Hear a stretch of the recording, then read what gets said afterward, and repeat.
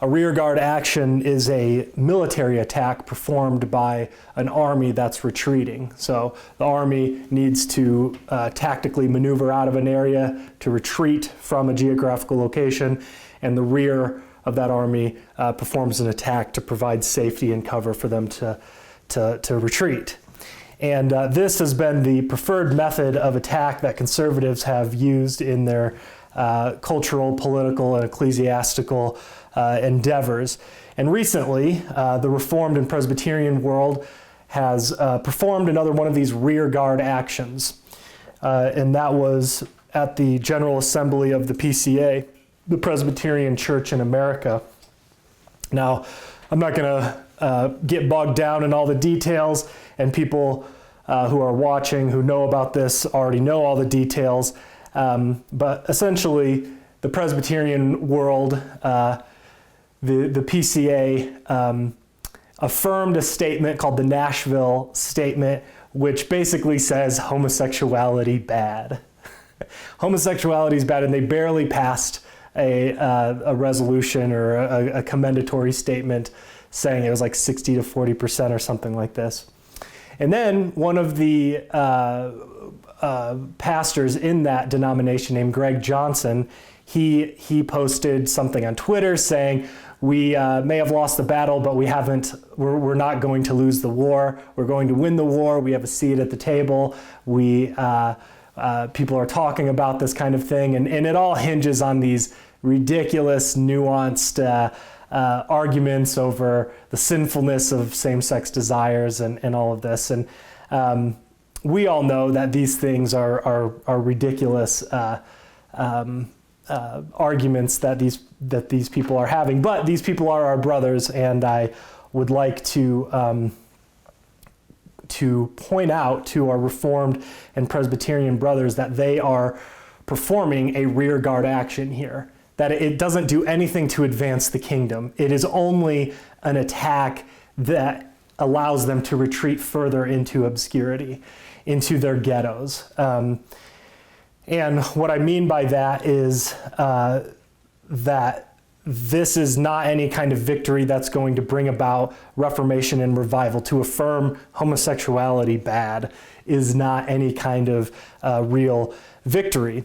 And the reason why you're not winning, the reason why, the PCA is 300,000 members, which is 1 million less members than the PCUSA. The CREC only has about maybe 100 churches worldwide.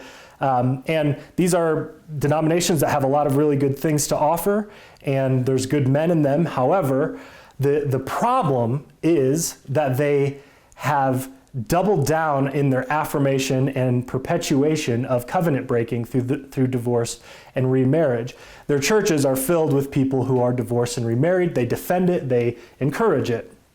And so, as long as you continue to worship with people who are divorced and remarried, as long as you continue to have adulterers in your midst, you are essentially like the Israelites attacking Ai with Achan in your assembly, and you are going to get demolished. And that is what has continually happened over and over and over again. So Greg Johnson's right. He is going to win, but he doesn't have to.